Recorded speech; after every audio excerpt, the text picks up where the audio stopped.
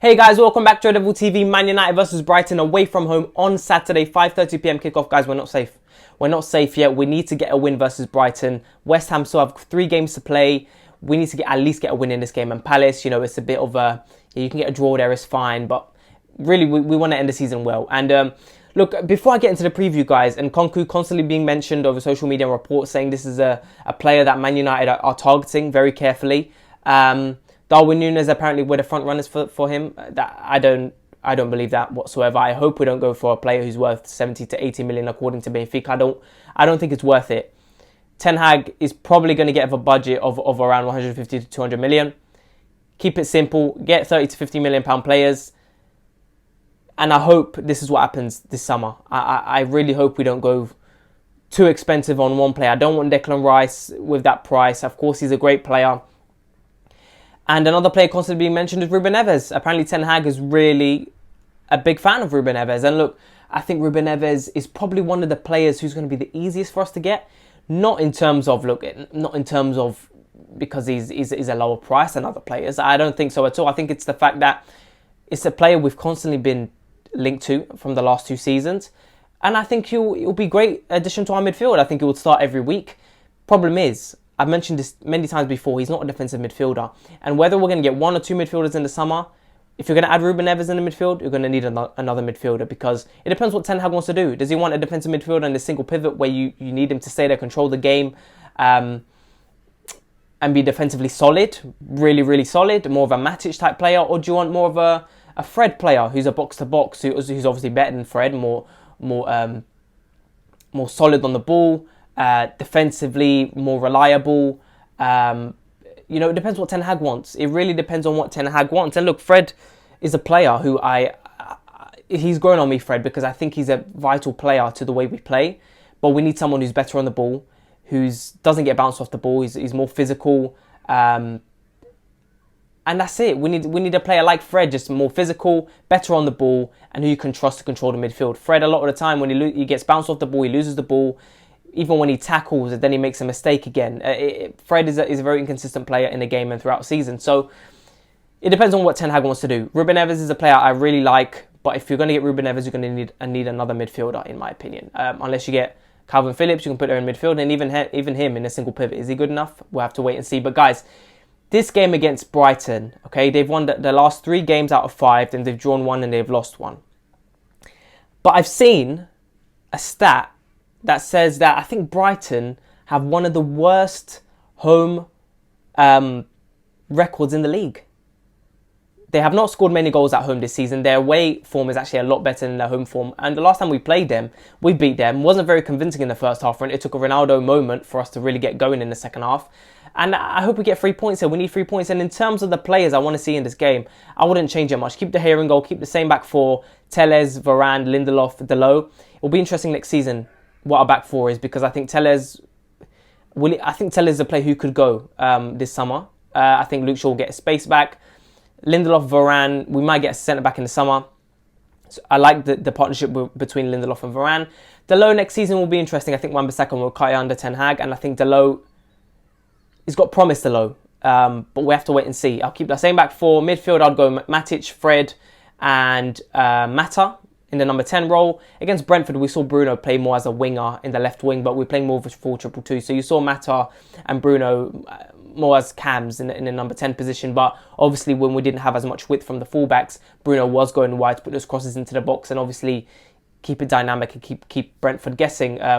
So I'll play that. I'll put Bruno on the left in a 4-3-3. I'll put Ronaldo up top, and I'll put Elanga on the right. If Sancho isn't available, then you've got to play Elanga on the right. And I think Elanga, last couple of games, has been good. He's been good. The thing is with Elanga, a lot of the time, he puts a lot of effort in it. And we've been missing that this season. A couple of players have been, not even a couple, a lot of the whole team have been terrible. Many of them. In terms of the effort, in terms of the tracking back, in terms of the jogging back when you've lost possession of the ball. There's not been enough press from players at times. And look, we don't need to be a massively pressing team. We don't. But you want to see effort. And yesterday's game, City versus Madrid, I saw everything in that game, from counter-pressing, pressing, phenomenal tackles in that game, amazing defensive blocks, everything we saw in that game. And I want to see that next season under Ten Hag, and that's it. So I would go with that team. I don't think Ralf is going to change much in this game. I think Lingard might come on against Brighton or Crystal Palace because he didn't play against Brentford, and there was that situation about him not getting the time he deserves because he is going to go into summer. Let's be honest. And we need a win here. Brighton are a good team. Lamptey, Casido, he's a player who hasn't been playing much for Brighton this season, but he started to play a lot more recently through the last half of the season.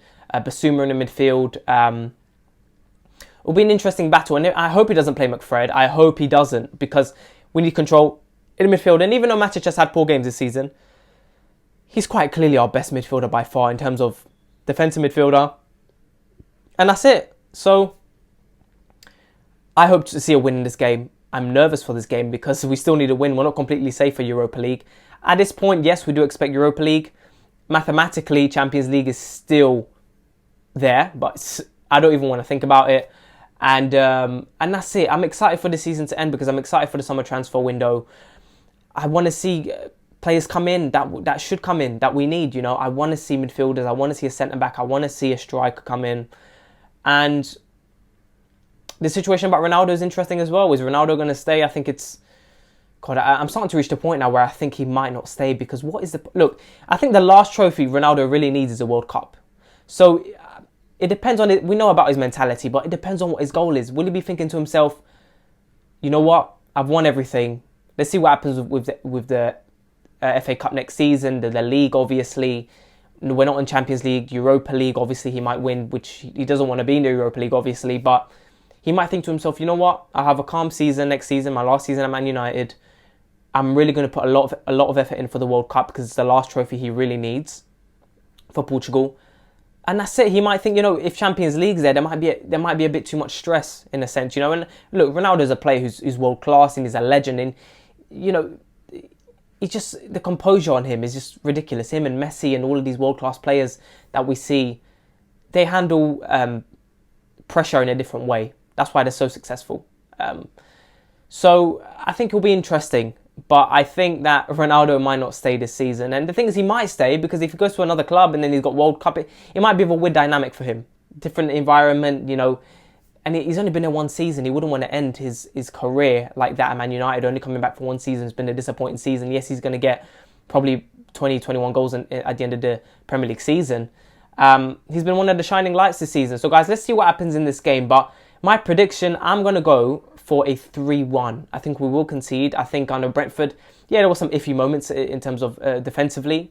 But we were a lot better at circulating the ball. I mean, Mata was phenomenal in that game. Ronaldo was great. Matic was great. Bruno was a lot better. But this is why next season I'm really excited. I want players like that. I want a Mata. I want a Matic, obviously better, younger. But like players like that, that's what we need. And this is the thing. I like Fred. I think he's grown on me this season, like I've said before. But he's not very reliable in the midfield. He's not the greatest on the ball. Defensively, he's suspect, out of position. How many times does he not track his man? How many times is his passing awful? But then again, sometimes his passing is great. Sometimes his tackling is great. But Fred is an inconsistent player you can't rely on. So guys, let me know what you think. Please make sure to like and subscribe and I'll talk to you guys later.